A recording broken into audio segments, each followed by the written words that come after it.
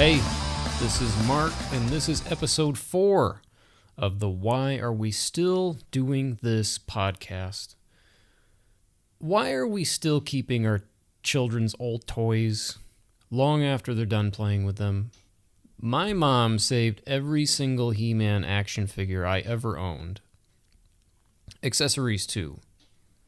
I have 2 large plastic storage bins filled with them, as well as accessories which were originally kept in a musty plastic bag from a department store that closed somewhere around 30 years ago. Do we hold on to those toys our children played with so one day our children can pass them down to their children and we can have that sort of Kodak moment? Or do we think they'll be sought after by collectors someday and we'll get to retire early? I often look at a toy I had from my childhood and think, oh man, this has got to be worth like $900 gazillion now, right? Then I'm quickly crushed by going on eBay and finding out this random Ninja Turtles figure I had in the 80s is only worth $7 with $12 shipping. I don't think my generation is going to or is following suit in keeping an abundance of their kids' toys to pass down to their grandchildren for a couple of reasons. One, my generation does not like clutter. We do not want to live in the house we grew up in. We do not want to live in a house full of tchotchkes, little ceramic statues, a kitchen where 86% of the drawers are junk drawers.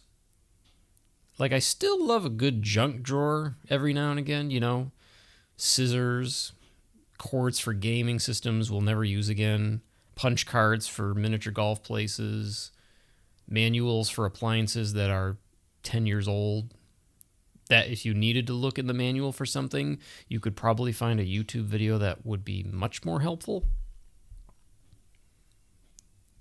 I want to live in a house that looks like no one lives there, like it's on display at an IKEA store.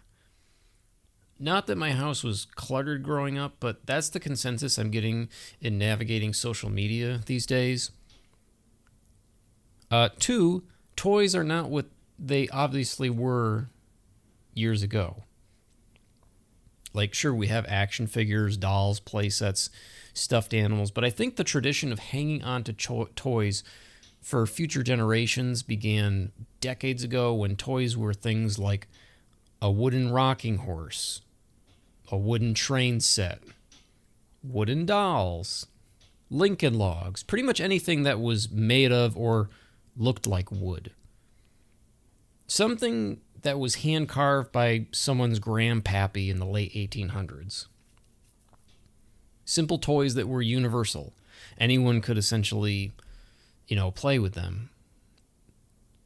So we've kept a few of my daughter's toys, which include these little Disney princess dolls around maybe 4 inches tall that came with these dresses that you could snap on and off and you could interchange with other princesses.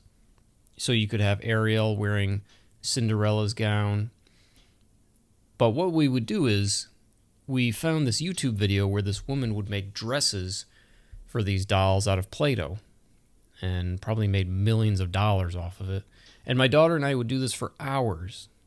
Hours. I can't tell you how many hours we spent making dresses out of Play-Doh for these little princess dolls. So that's something special that I personally would love to do if I ever have grandkids someday, to do that with them and have that aww sort of moment. Another thing my generation is definitely not passing down to their children is furniture. I speak for mostly everyone 34 to 45 years old that we do not want your solid wood armoire or dresser or whatever you're calling it these days that has been passed down in the family. I think I already established this in one of my last episodes. Not that there's anything wrong with solid wood, I guess. What I should have said was, I don't want your furniture that looks like it belongs in a haunted house. something with giant gold metal hinges and handles on it. Unfortunately, my generation and all generations to come will have a lot of particle board to store clothing in. And by the time that makes it to the next generation, it's going to need to be replaced or thrown in a bonfire, as I did as a kid. I love how toy companies are selling the exact same toys as they did 40 years ago. And what I mean is all the toys that we played with growing up have been reissued. Same figure, same packaging, literally looks everything the same. And those adults who played with those toys are now buying back the same toys they grew up with.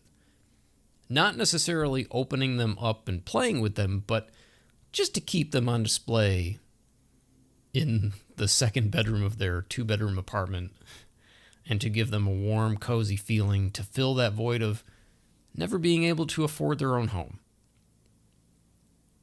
My wife bought a couple miniature pound puppies that she has on her dresser, and I remember it made her so happy when she bought them. She was like, I saw them, and it made me so happy to buy them. And I've done the same thing. Bought a reissue of a He-Man figure, and it was such a cool feeling. And for some people, life is really hard sometimes. Life can really suck sometimes. So if buying something that reminds them of a time that was so much simpler is what makes life a little easier, then so be it. And if I were a toy company, you'd bet your ass I'm going to capitalize on that.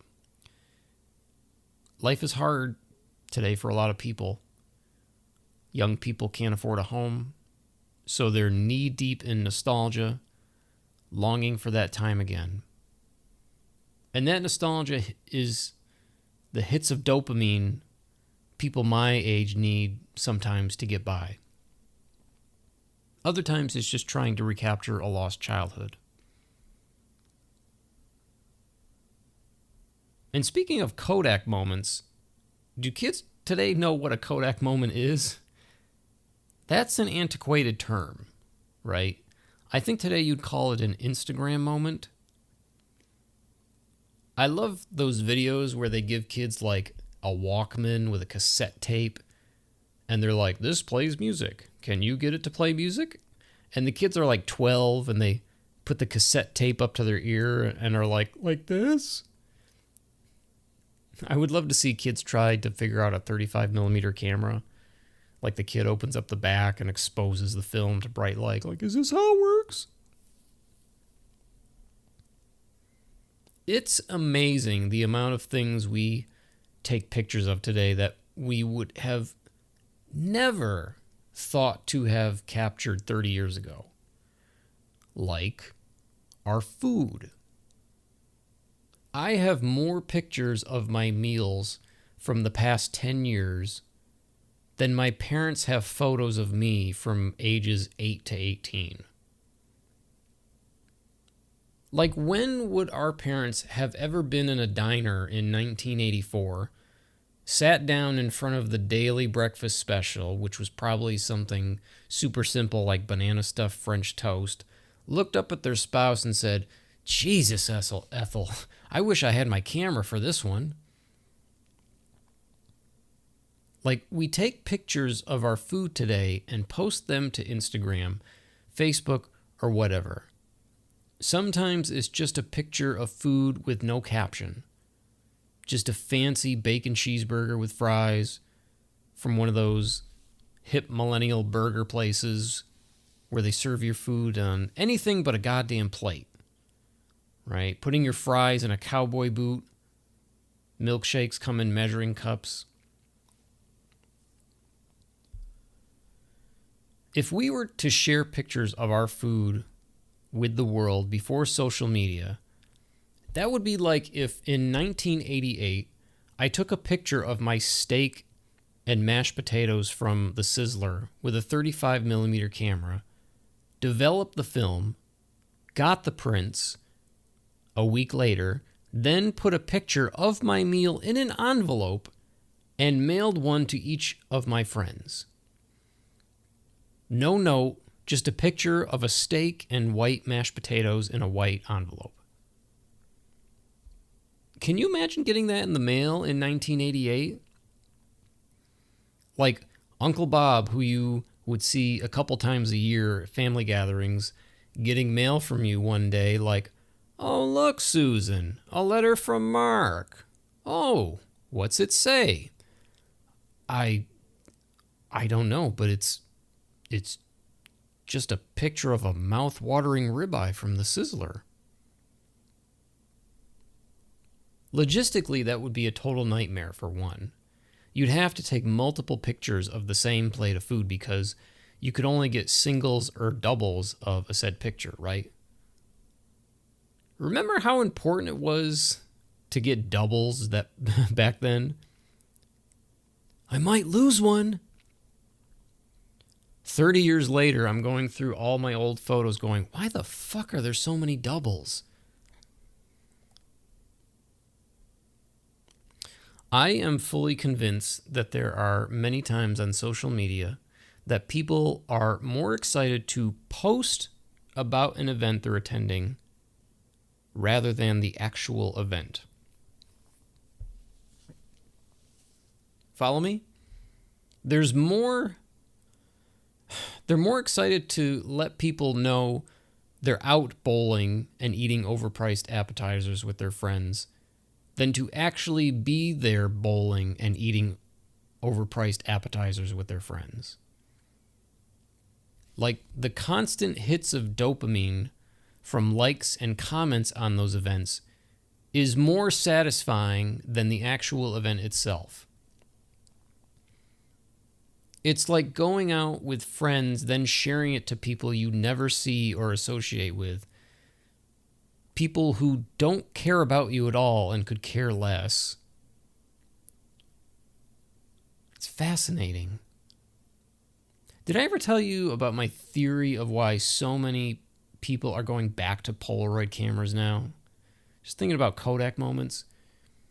We have 400 bazillion megapixel cameras in our phones now that show every single imperfection on our face. At one point, we realized more megapixels means more imperfections. Wrinkles, acne, scars, all that stuff.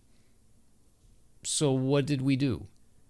We take that picture and put it through a filter that looks like someone dragged a crayon over our face with a peach crayon in Microsoft Paint. We've realized, damn, maybe I don't look so great. So we go back to the Polaroid that is nowhere as clear. Problem solved.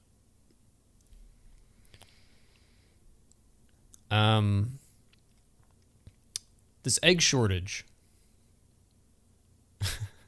Whenever the discussion of eggs comes up on social media, whether it be because of an egg shortage or a strain of bad eggs or whatever, people with chickens love to talk about how I've got all the fresh eggs right in my backyard. Major egg crisis. Not over at my house. People who make their own whatever at home love to talk about it when that product or item is in some crazy weird demand. It's a cocky flex, okay? There's always that one family in like a really remote area who's like, $50 for a pair of Levi's. Good thing we make our own pants at home. Like, I think that was the apex of bizarre families when I was growing up. Families who made their own clothing. And I'm not talking about like winter hats or mittens or even a scarf, but actual clothing like pants or a shirt. And it usually looks like something our grandmothers would lay out over the kitchen table. Like, why does homemade clothing always look homemade? It's like, why do people that work at GameStop always look like someone who works at GameStop? You know who else was up there in the echelon of weird families growing up?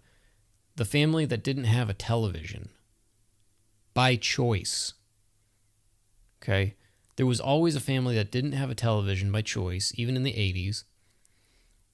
We all thought it was weird at the time as kids. Imagine that.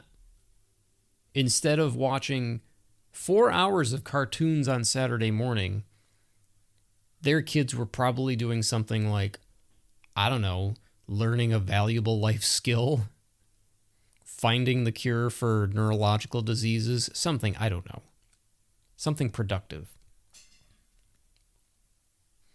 I remember going to a friend's house once, someone who I wasn't close with, but was a friend of a friend, and looking at their calendar and noticing one of the dates on the calendar said the words family meeting on it.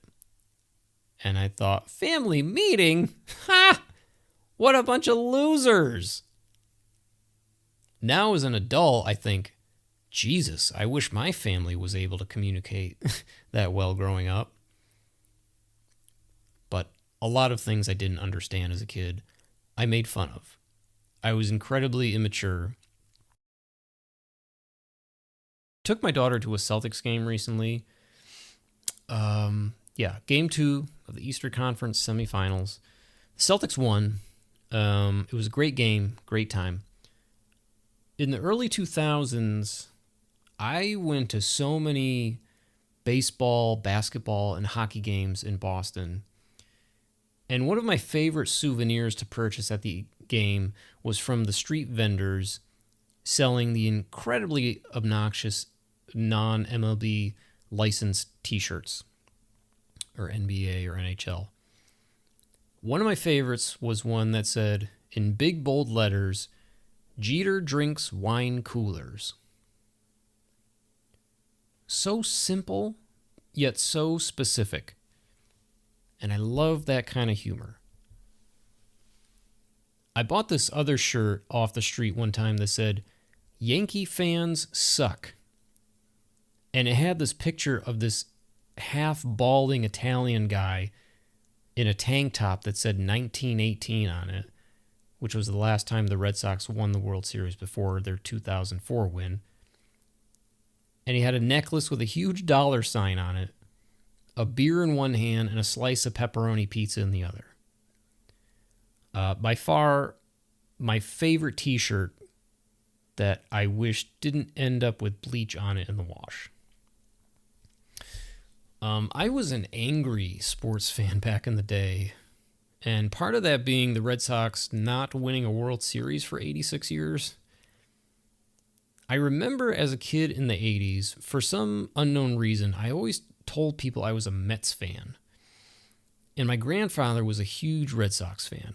I remember him walking into the living room in his house one day wearing a t-shirt that simply said, Official Yankee Hater. And I remember being like, that's pretty extreme. But he was born in, I think, 1917. So obviously he wouldn't remember the 1918 Red Sox World Series victory. And by the 80s, he had seen it all. Just like so much heartache. And I remember the 1986 World Series, the Mets against the Red Sox. I was 5 years old, and I remember not really watching baseball, but I wanted the Mets to win and hating the Red Sox. And I remember my mom waking me up the morning after the Mets won the World Series. I remember waking up in her bed because I was scared of everything, that half the time I ended up in my parents' bed. Years later, I realized that my parents shared a full-size or double bed, and somehow there was room for me in between them when I would get scared, which was either after watching a scary movie or generally when it was just dark. My very first trip I took to Disney World when I was 5, most of the rides, my head was in between my lap, eyes closed. Anyway, I just couldn't believe they shared such a small bed, which I'm guessing had a small factor in their divorce. Anyway, and I remember the very first thing she said to me that day after the 86 World Series was, the Mets won.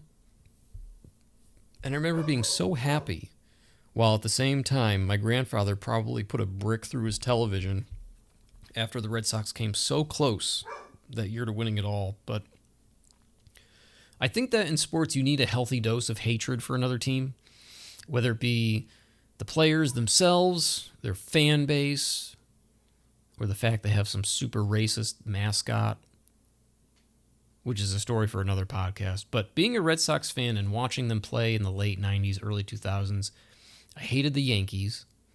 And one of the reasons was because of their inflated payroll.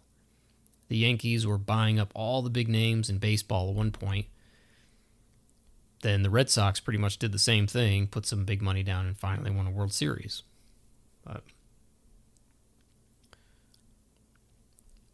But anyway, we went to the Celtics game, and I'm always astonished at how wrong and confident people can be with locating their seats once inside the arena at a sporting event. And here's what I mean. We were in the balcony for this game. We were in section 311, row 11, seats 3 and 4. Just close enough to the end of the aisle and for me in case I had to go pee. I can't stand sitting in the middle of a row. I just feel like I'm in the middle of a sandwich. Anyway, just as the national anthem was about to begin, a younger guy rolls up and stands where seat number 2 is. But at the same time, 2 other guys, probably in their 60s, are behind him, and they say, "Those are our seats." And this younger guy says, "Yeah, I got seat 3. And I'm thinking, no, you don't. And this is just as the anthem is beginning. So I'm standing there next to this guy who thinks he has my seat while the anthem is being played.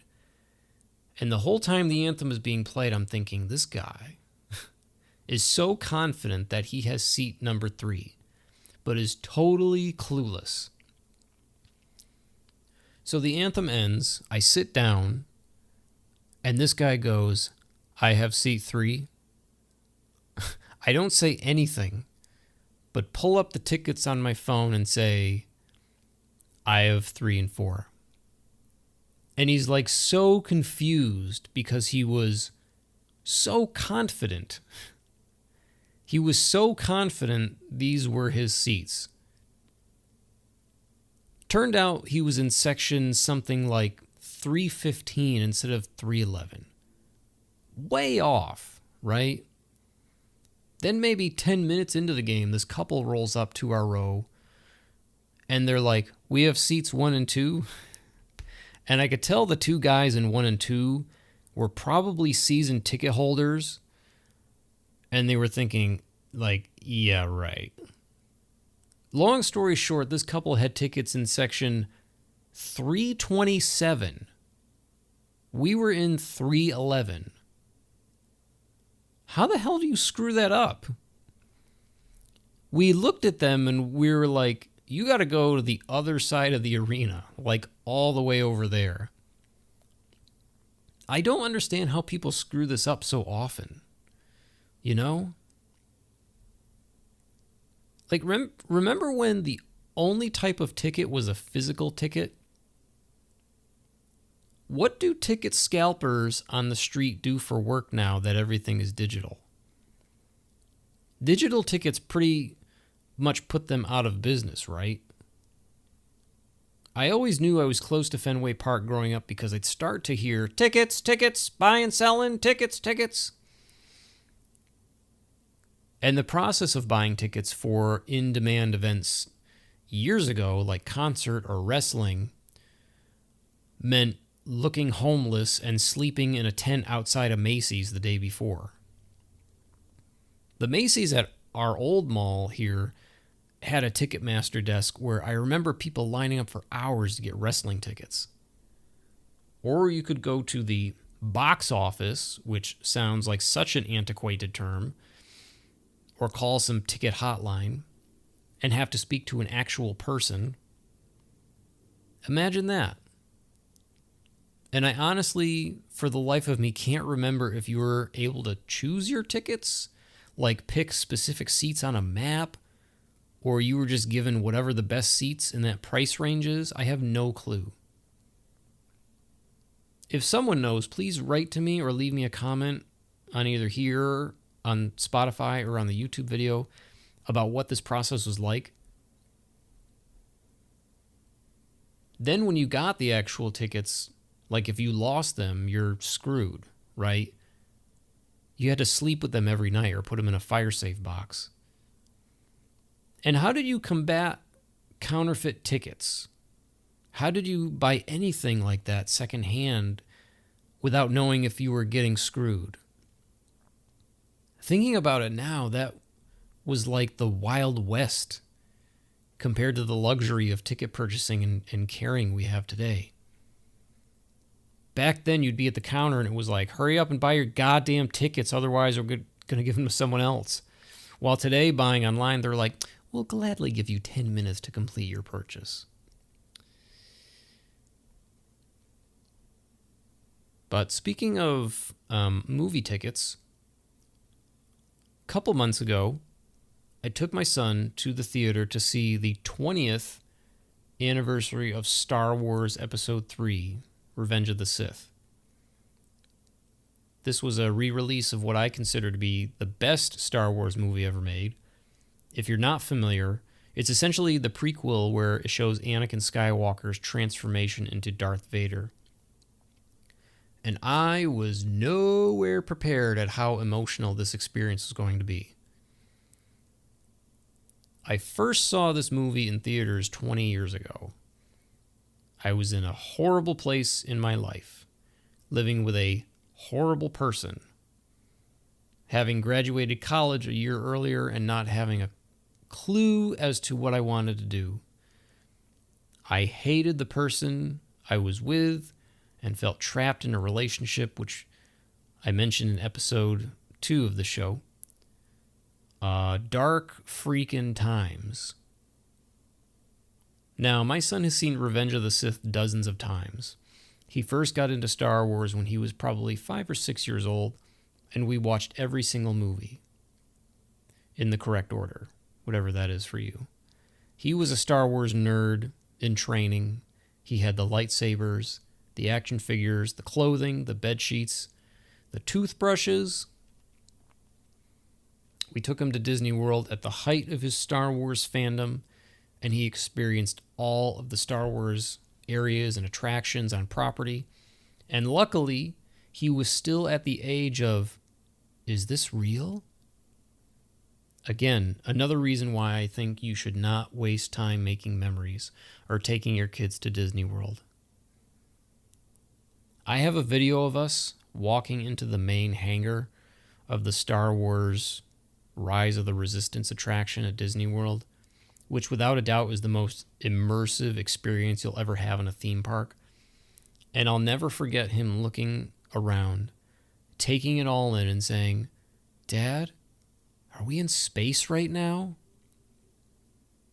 Are we in space right now?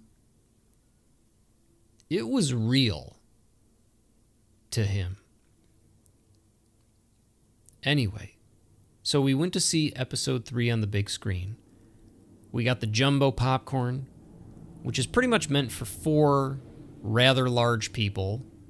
However, at 5'8", 135 pounds, I ate the vast majority of it. We split a large Mountain Dew, and we snuck in some cookie dough bites from Walgreens, which would have cost at least $4 more in the theater. And my son took them out of the car and just started casually walking into the lobby with this candy in his hand, and I had to stop him and be like, okay, we need to talk about the subtle art that is sneaking candy into a movie theater. He's like, why? Just didn't get it. Anyway, from the opening scroll, that infamous Star Wars scroll, it felt like I had time traveled. It was so goddamn surreal. sitting in the movie theater with my son watching a movie I went to see in the theaters 20 years ago.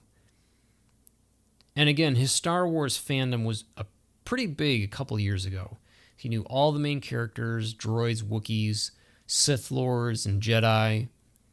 Even a lot of the obscure characters that huge Star Wars nerds write fan fiction about. But this time around, some of the characters he couldn't recall. The first part of the movie is action-packed, but once it slowed down, my son got a little too cozy in those fancy schmancy leather reclining heated chairs that we sure as hell did not have 40 years ago, and drifted off to sleep for roughly well over an hour of the movie. He finally woke up with about, I'd say, 25 minutes left of the movie, just in time to see Anakin versus Obi-Wan and Anakin become immersed in the Darth Vader suit, you know, the meat and potatoes of this movie. And when he awoke, he had no freaking clue where he was. He was hot and clammy, covered in a thick, heavy sweatshirt he had brought with him. Just no idea where he was. He was like, "Mom, Mom!" I said, Connor, we're at the movies. You want some chocolate? Chocolate cures everything with kids, right? It was like the adult version of falling asleep when it's light out and waking up when it's dark and not having any idea what day it is. Isn't that the worst no matter what your age is? Waking up and not having any clue what goddamn day it is. And so the end of the movie is progressing, and he's asking me, like, what's going on here? Who's that? And it was a little sad because he forgot who some of these people were. And it's already a gut-wrenching emotional ending. And he's asking about what's going on in the film because it's been a couple of years since he's seen the movie, which made it even more emotional for me. Because I'm thinking, oh man, I remember when you knew this like the back of your hand. You're probably like, Mark, you know you can watch that movie on Disney Plus. Yeah, I get it. But it's not the same as a theater experience because that's all we had growing up was television and movies. And going to the movies as a kid was a major event. And Star Wars was an escape for me 20 years ago. An escape from this succubus that I lived with.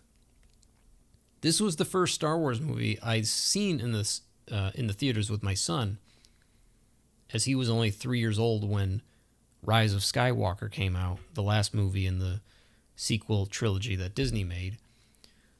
I picture being in 2005, and my future self comes to me and says, yeah, Mark, someday you'll get to go see this movie in the theater with your son.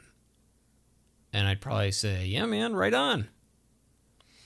But I think again about how long my son loved Star Wars, everything Star Wars, and now it's not at the forefront anymore.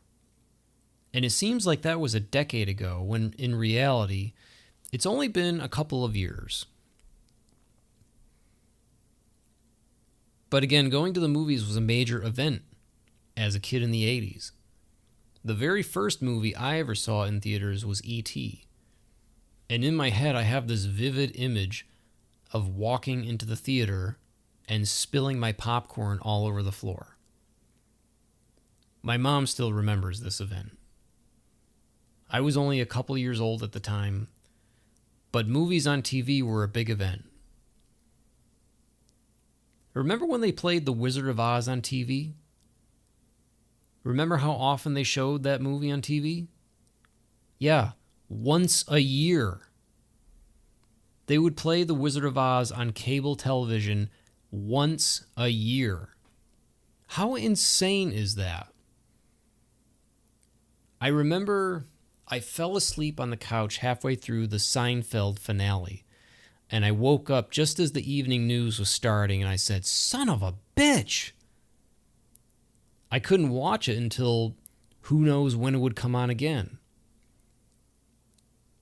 You had the opportunity to see The Wizard of Oz once a year. The movie didn't come out on VHS until 1980. So you had no way of watching it whenever you wanted to until then. Like, let's say you scheduled a major surgery that would put you out of commission and require many a pain pill to get through the pain over the course of a couple days, and you had no idea what your sleep schedule looked like. And it just so happens that they scheduled to show The Wizard of Oz the day after your surgery. And you're a Wizard of Oz super fan, but it airs at 7 p.m., and who knows if those Oxycontins are going to put you in a drooling, sleepy state that evening. And you fall asleep and you miss it. Well, guess you got to wait until next year. That's kind of how I looked at this whole experience of taking my son to see episode 3 in theaters. I have no idea when this will ever happen again. Maybe at the 30th, 40th anniversary of that film, there will be another re-release. I was too young to see the first 3 Star Wars movies, episodes 4, 5, and 6, in theaters. I mean, I could have seen episode 6 maybe. But the prequels, episodes 1, 2, and 3, were a huge part of my childhood, early adulthood. And to share this on the big screen with my son was an experience I will never forget. But I'm sure he will, because he spent most of it off in dreamland.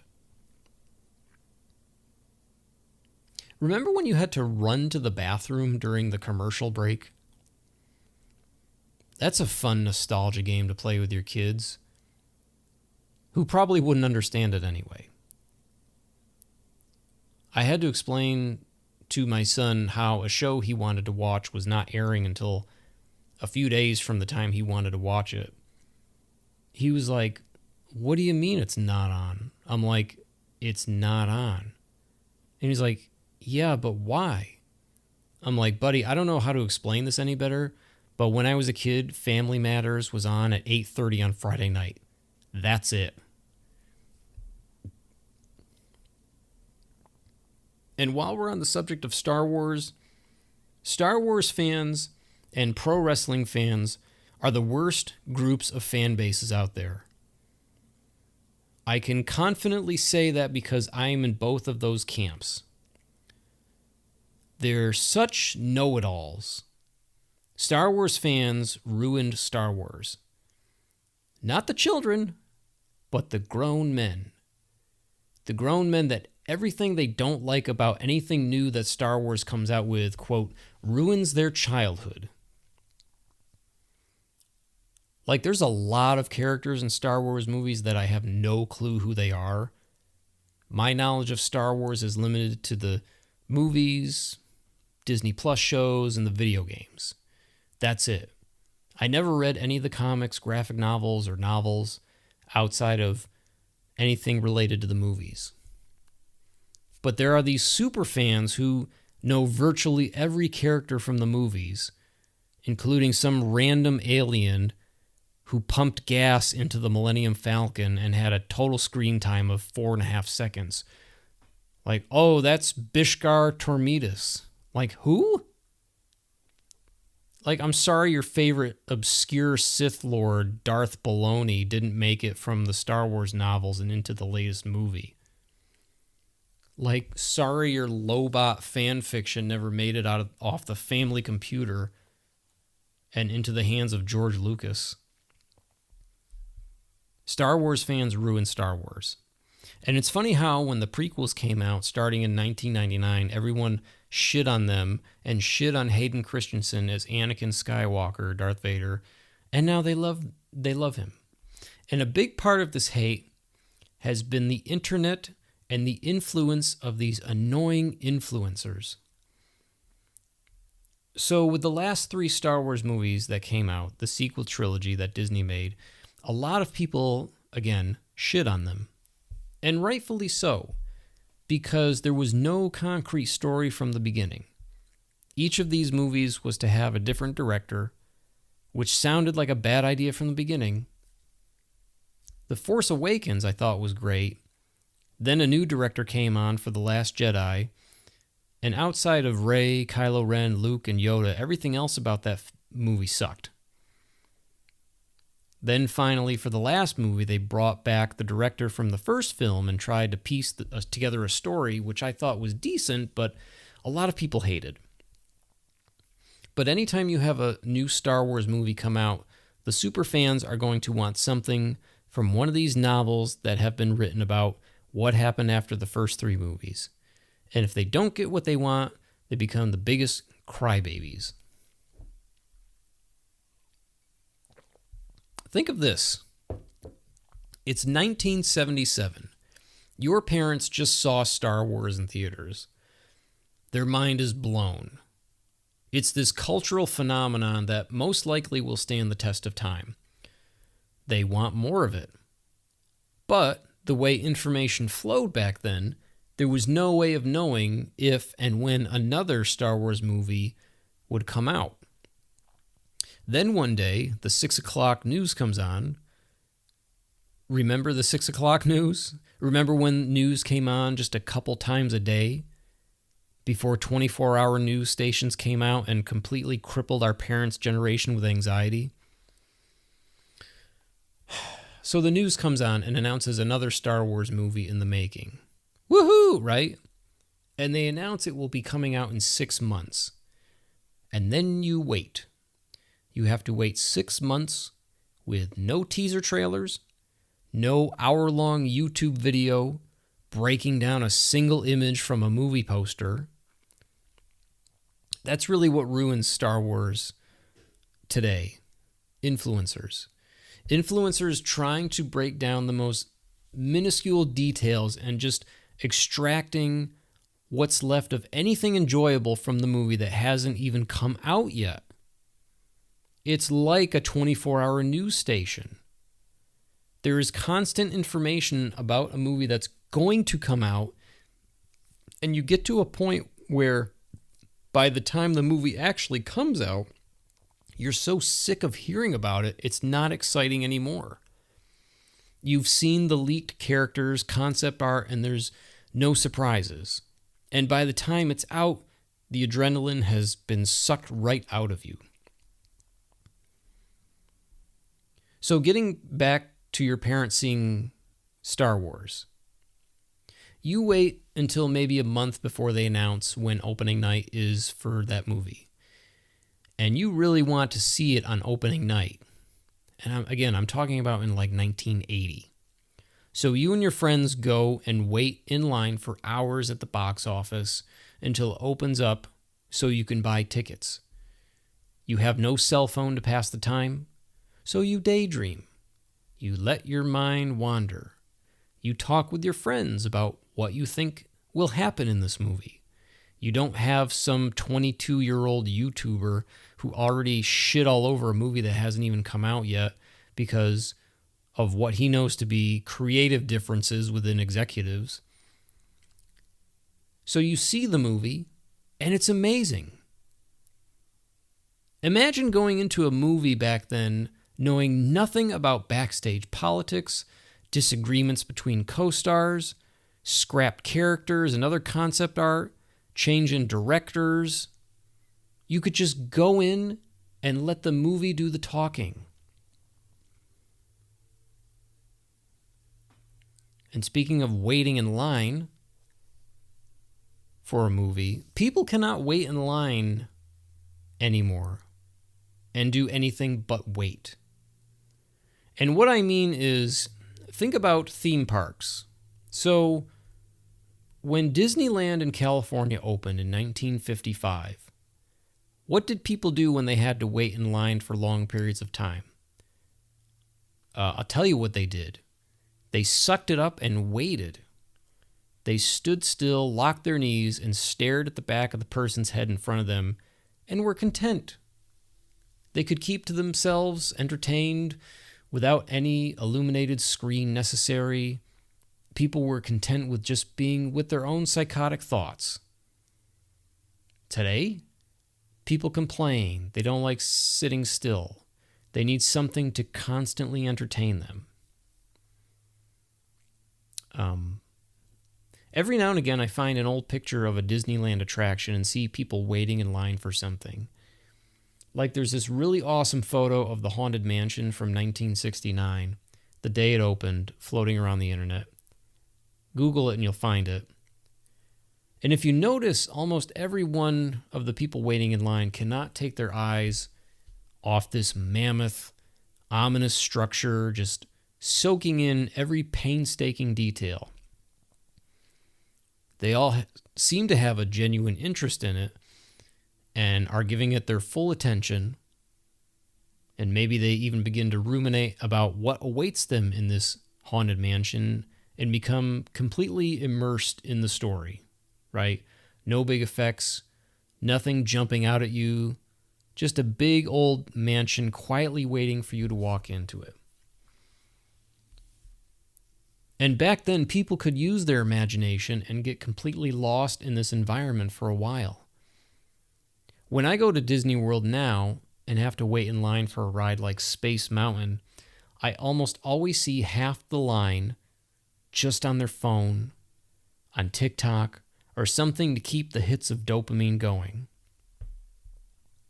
The line leading up to the load area in Space Mountain is quite long, but it has that immense attention to detail that Disney Imagineers are known for. And you make your way through a long, dark tunnel where you can look out many windows into, quote, space and catch glimpses of shooting stars, planets, Uranus. 30 years ago, like, kids ate that shit up. Wow, space traveling, stars, astronauts. Now, kids could not be more uninterested. They want to move through the queue area, get on the ride, and get out as fast as they can without taking in any of the environmental elements. When my wife and I went to Walt Disney World for the first time together in 2011, we made it a point to leave our cell phones in our hotel room for a few reasons. One, we didn't want to talk to anyone. Two, we didn't want to have to use the phones as a way to pass time while waiting in line. Granted, at the time, my wife and I basically had the Commodore 64 of cell phones, so we really couldn't mess around on the internet even if we wanted to. And three, you didn't need your phone to navigate a Disney theme park like you do today. You still had paper fast passes, and you were not staring at your phone for half the day.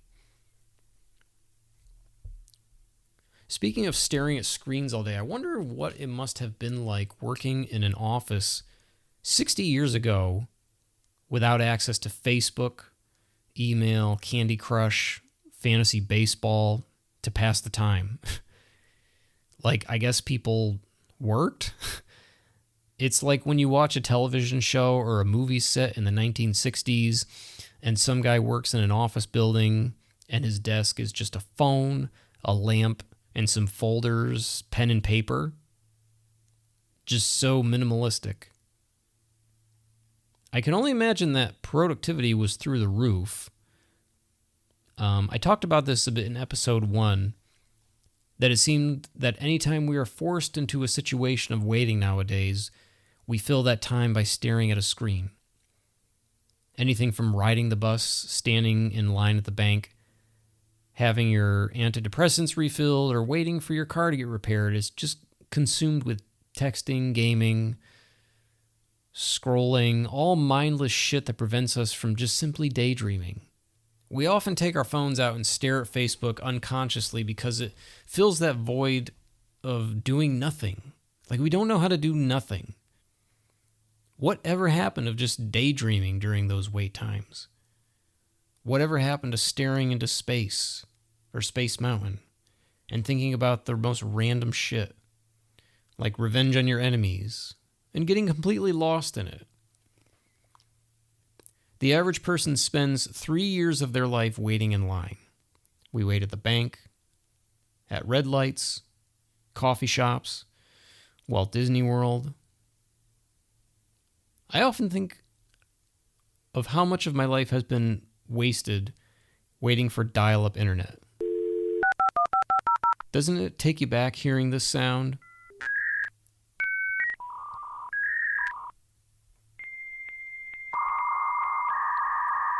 Anyway, Major League Baseball. I see a lot of base runners in Major League Baseball today wearing oven mitts on one hand. You notice this? It's essentially a protective glove for when they slide. However, it looks just like an oven mitt. And if if you're going to wear one of these rounding the bases, you should at least have to pull a cake out of an oven behind home plate for your run to count. And I mentioned this in a previous episode, there's so many accessories in sports these days. Sleeves, wristbands, headbands, leg sleeves, compression sleeves, people just out there wearing half a shirt. I'm pretty sure Larry Bird didn't need any of that stuff to win 3 NBA championships with shorts that might go against most public school dress codes today. And he wore Converse. You know, the shoes with zero support that are pretty great for everything except, I don't know, walking, standing, and staying dry. Pretty sure he also drank whole milk while he was on the bench. Usually a lot of these kids today in youth sports, they're wearing Nike, Under Armour, Adidas, Reebok. But in basketball, you don't see a lot of kids wearing And One apparel. Most And One clothing is worn by out-of-shape middle-aged adults. I always look at someone like Babe Ruth and think, there's no friggin' way this guy hit over 700 home runs. He had the big belly, little legs physique of a current-day hot dog vendor at Yankee Stadium. That's a tough job, though, carrying that big metal container filled with hot dogs up and down stairs. And most of the time, they put it on top of their head, right? Just furthering nerve damage by compressing their spine with this 25-pound weight on their skull. Anyway, if Babe Ruth could hit 714 home runs all while pounding liquor, smoking like a chimney, and hounding after women, imagine what he could have done today if he was dropped in 2025, doing CrossFit and eating seaweed for breakfast. Easily 1,500 homers for his career. I feel like the life of a Major League Baseball player between the 1960s and the 1980s was just Budweiser-fueled, cigarette smoke in the clubhouse, chaw juice all over the floor of the dugout, lots of mustaches, guys in their mid-20s looking a hard 45. I think next to that, probably the hardest life guys led in sports was being a professional wrestler in the 70s and 80s, especially when Vince McMahon started buying up all the talent from the territories and WWF began to boom. Guys were on the road 300 days out of the year. And so many wrestlers from my childhood all died in their late 30s and 40s. It was the cocaine to wake you up in the morning, painkillers to deal with the injuries and get you through a match, and sleeping pills to wind you down after the adrenaline rush of performing in front of 20,000 people. I saw this interview with Hulk Hogan not too long ago, and they asked him what his pre-match meal was in the 80s. And he said, 3 Miller Lights and 2 Tylenol. Then they asked him what his post-match meal was, and he said, 12 Miller Lights. I'm a pretty cocky guy when it comes to bowling. I bowl maybe a half dozen times a year, but I'm almost always coming out on top when my friends and I go. I was thinking about bowling as a high school sport, and I wonder if when you're bowling at a high school event, are you allowed to order food? Like after 5 frames, you're like, mozzarella sticks sound pretty good right about now. And do you get the funny animations too? Like if you get 3 strikes in a row, does the cartoon turkey fly onto the monitor and start gobbling away? Or is it serious business because it's a high school sport? what about a kid who is one of those rare circumstances and is a senior and 21 years old and on the high school bowling team? Could he hypothetically order a tall, cold Bud Light during the game? Or could that be considered a performance-enhancing drug? As the average Joe, you never realize how slippery a bowling alley is until you have to chase a toddler down it who is running after their ball. Thankfully, I had enough core strength to keep myself upright at that moment. I think the bowling alley is one of the most disgusting places that I love to visit other than theme parks. Just oil and grease all over the balls, on top of a percentage of adults not washing their hands. Anytime I go to Disney World, there's a large percentage of guys who just pee and don't wash their hands. And I think if they can create some sort of strike zone technology for baseball, they can create technology to scan people coming out of the bathroom to see if they wash their hands or not.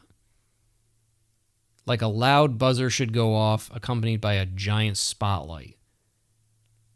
And that person should then have a drone follow them around all day in the park afterwards with a black light on them, just to show others how gross their hands are. But I have a great story about almost not finishing my master's degree because of a grown man in my class that didn't wash his hands after using the bathroom, that I will talk about in my next episode. So please stay tuned. All right, so I'm going to wrap this up. This has been episode 4 of the Why Are We Still Doing This podcast. If you want to write to me, you can at whyarewestilldoingthispodcast@gmail.com. whyarewestilldoingthispodcast@gmail.com. And I hope to see everybody back in episode 5. Thank you so much for listening. We'll see you guys. Bye.